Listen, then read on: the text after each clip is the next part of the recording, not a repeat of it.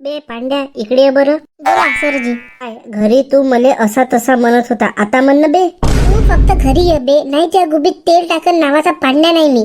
भोसडीच्या तू तर गेला बे, हे तर घर न हे मै शाळा होय. आंबा तुझी शाळा होय, हे तर चंदू भाऊची शाळा आहे. तू फक्त येत नुसतं शिकवायला येते आणि पैसा कमवते.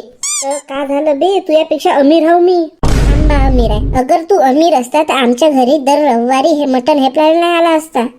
का झालं बे, खायला येत होतं तर तू तर माझ्या साला होय ना. अच्छा मी तुझ्या साला होय ना, तर तुझी बहीण दे बरं मले.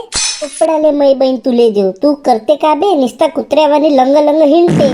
तुले का म्हणून मै बहीण देऊ बे तुले. या बहिणीला मी तर हुंगती नाही बे. तू फक्त घरी ये बे, नाही तू या बहिणीले अर्धी तुझी जायदाद मागणं तर नावाचा मी सुधीर नाही. ठीक आहे, उद्यापासून नवीन नाव शोध. मी नाही देत मै जायदाद तुम्हाला. चल आता बेल वाजली, तुले तर मी घरी पाहतो बे पांड्या. बाई पलक, जेवणाचं ताट कर बरं. या या जावई या, जेवणाचं ताट झालं आहे. या आई, तुले मीना दिसलो का बरं? ह्या तुले गेंडा दिसला का? पांड्या असा बोलते का रे भाऊजीने? असा नाही तर कसा म्हणू व, निसता लेकाचं भडव. जेव्हा म्हणलं तेव्हा निसता मटण हेपलायला येते इकडं. तेवढ्यानं म्हणते हा मला पोरगा.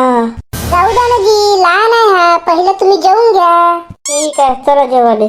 जावई कसं वाटलं जी जेवण? एक नंबर होतं जी जेवण. तुला तर एक नंबरच वाटल ना बे, फुकटाला हेपलायला येते तर.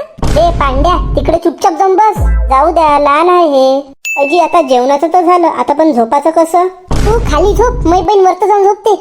आलं भोसडीचं. पाहून बे, मी आपल्या बायकोपाशी जाऊन झोपन ना, तुले का करायचं आहे? मया बहिणीपाशी मै आई झोपन, तू गुपचाप खाली झोप.